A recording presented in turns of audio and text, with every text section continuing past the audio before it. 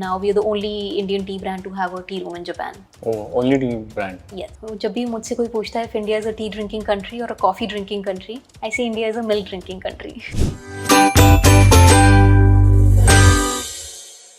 Hi everyone, welcome to another episode of Sip to Success. We have with us Nikita today.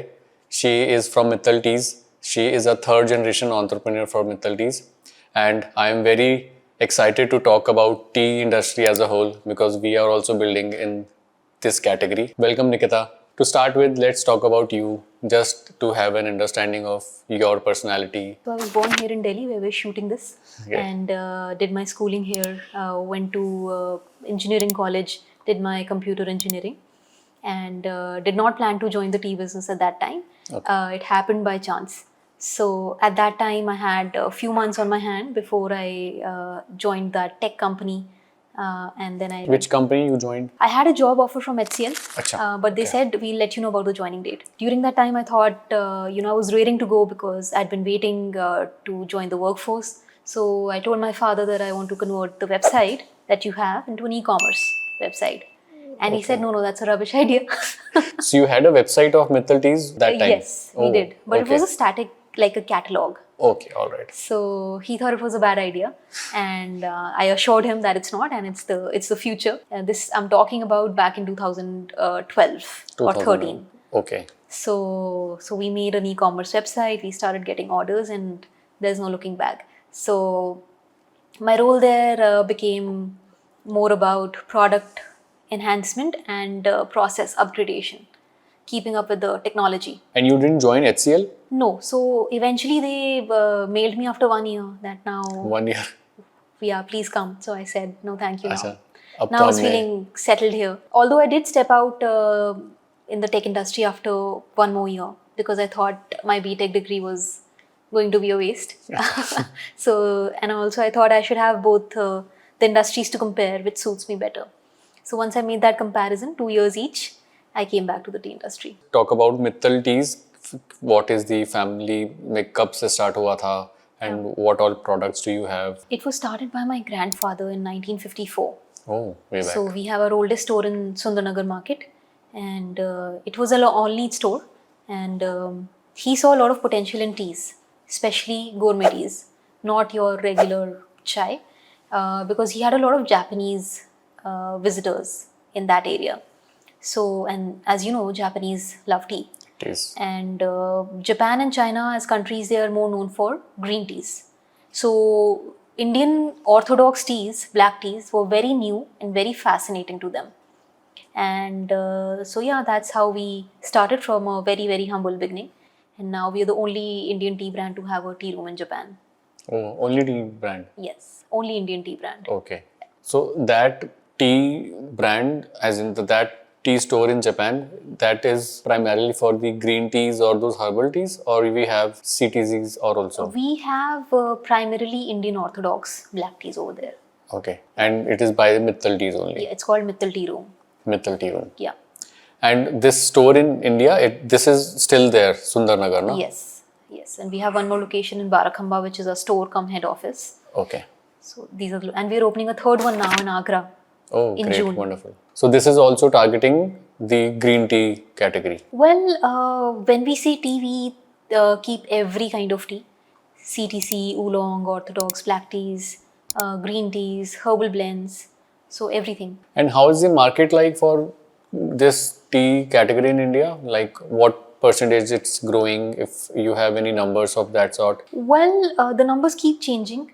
More importantly, India is heading towards being a developed country, and there's this aspiration to try new things, upgrade your lifestyle, understand better products. There's an inclination to try new things and healthier things.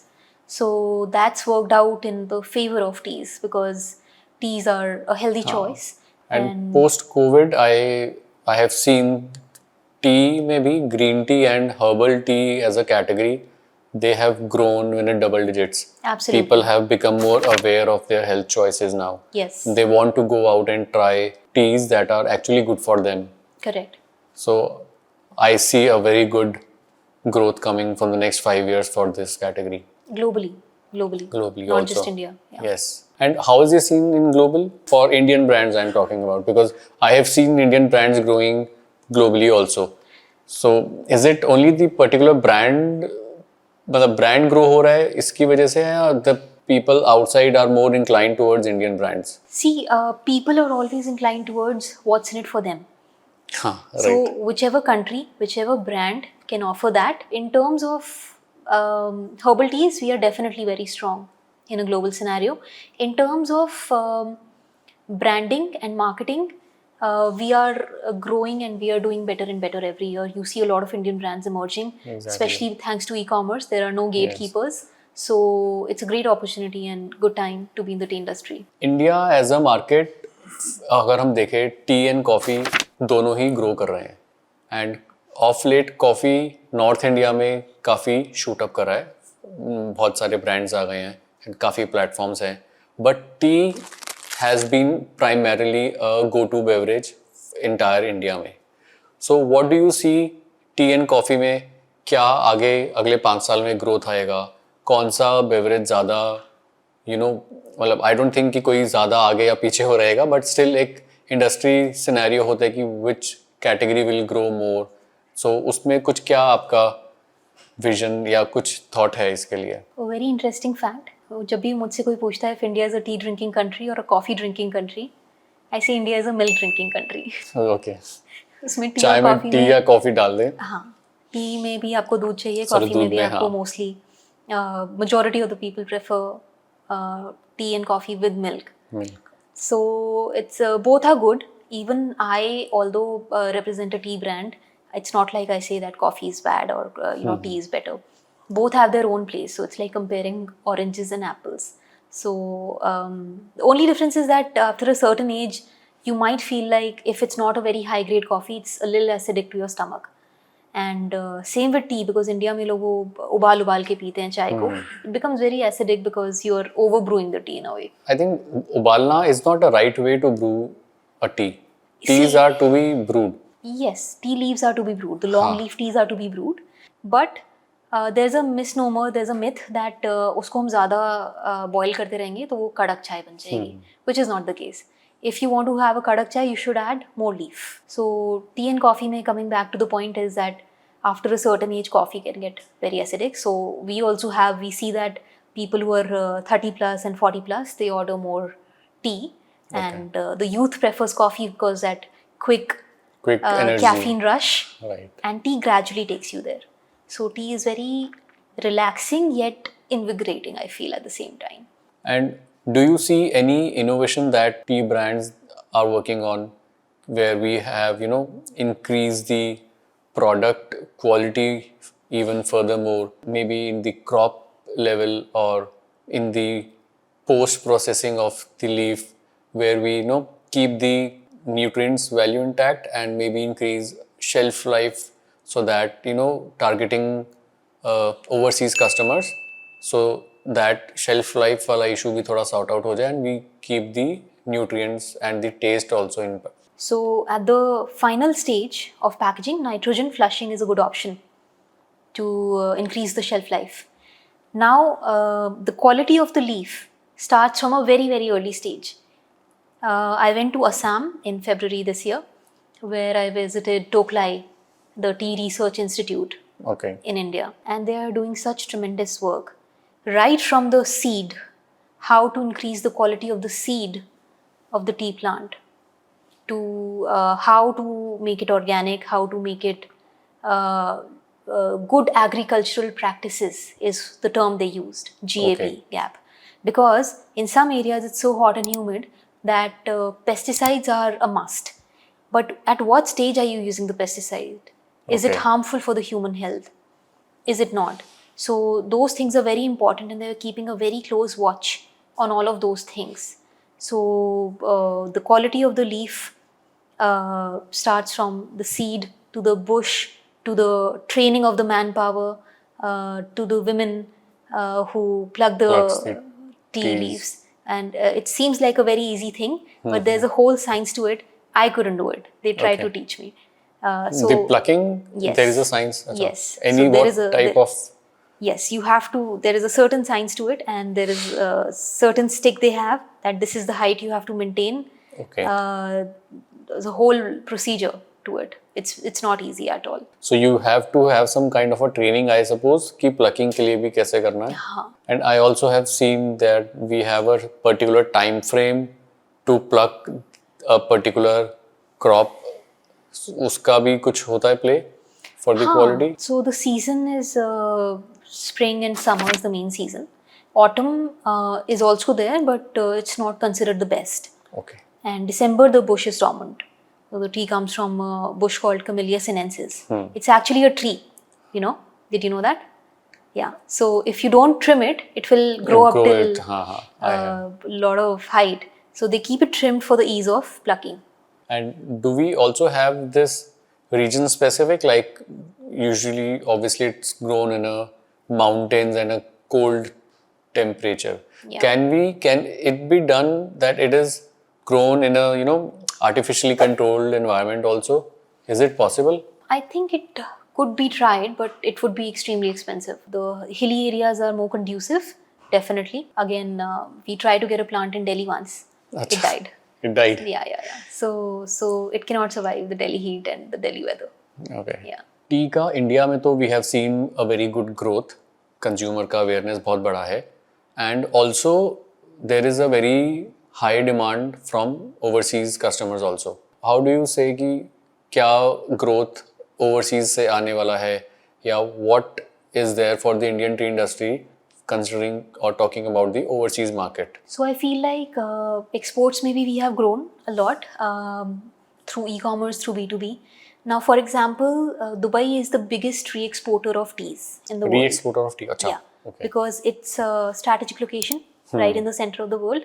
So it gets teas from various countries, and then you will see a brand that will say this is a blend of Indian, Sri Lankan and Kenyan tea. Oh, Which is it? usually in terms of taste it doesn't translate into anything, but in terms of like a marketing line it's a very good thing to write. You get to have a different country blend together. Yeah. Oh, great. So it might be interesting to a certain kind of target audience. So that's why Dubai is the biggest tea exporter, UAE rather. Okay. How has the brand evolved over the years? Like what it is now and maybe 20 years before, how was it?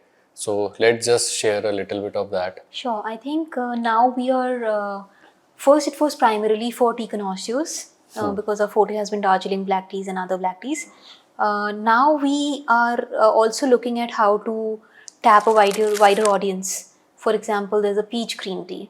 Okay. There's a apple cinnamon green tea. Oh, great. So these fruity blends, they're fun blends, they appeal to a younger audience also. And also you can make very nice iced teas out of it. So you know the temperature in Delhi right now is 40 degrees. Yes. And usually the premix you get, if you turn the packet, you'll see that tea extract is 2%. Okay. And 98% is sugar and other things. So, which is terrible for your health, obviously. And with more awareness about health and wellness, I think natural teas to make iced teas, although it takes a little more effort, it's not just a quick kholo gholo pilo.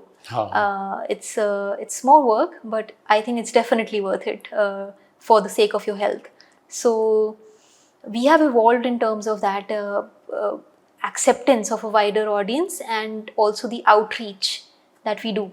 So, for example, we did this very interesting event where we had a training for hotel executives.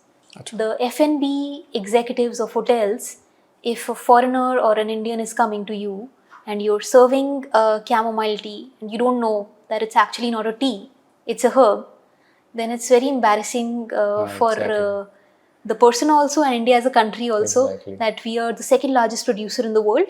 And so F&B teams in hotels need to be very well educated about tea. So we did a seminar for them, a workshop for them, where we trained them about the nuances of teas, types of teas, how to brew the perfect cup, tea and food pairing. So that's something that we do for the sake of our country, that India has to represent the best teas and even the people serving it have to have the right That knowledge. knowledge. So talking about the tea pairing that you just mentioned about, so what exactly we can pair with which food, what tea will go? Can you just give some examples of that? It's usually very subjective, but as a thumb rule, lighter tea like Darjeeling would pair well with a milder food. Okay. So a pineapple pastry, cucumber sandwiches, All right. something mild, not too spicy. That's why masala chai goes very well with our Indian food because of the spices and Okay. the heaviness and the fullness of the tea. It's very strong, kadak chai, so it goes very well with paratha and everything. Ah, Similarly, like a dark tea like Assam would go well with a chocolate strong. pastry, Okay. stronger Palettes. palate. Indian teas have a lot of potential, and we as Indians can spread the word about teas globally. We are everywhere, so wherever you are, make chai popular, make herbal teas popular. We have tulsi, we have ashwagandha, we have immense wealth in terms of herbs and spices. So, like they say, chai pio, must chio. Ah, nice. It was great to have you, Nikita. Had a good understanding of tea industry. Thank you for taking out time. My pleasure. Thank you, Thank Anurag. you.